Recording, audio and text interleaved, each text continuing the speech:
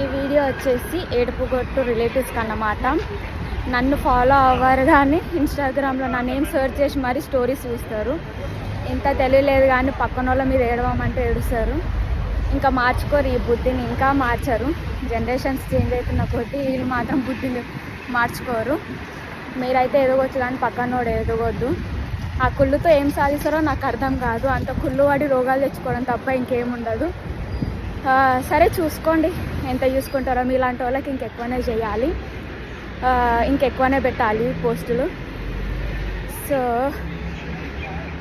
నాకే అంటే మా దాంట్లోనే ఉన్నారా ఇలా ఏడ్చేవాళ్ళు, మీ దాంట్లో కూడా ఉన్నారా రిలేటివ్స్? కామెంట్ చేయండి. అందుకే ఎవరితో మాట్లాడను, ఎవరు వద్దు అంటూ ఉంటా. మీకంటే బయట వాళ్ళు నయ్యాము.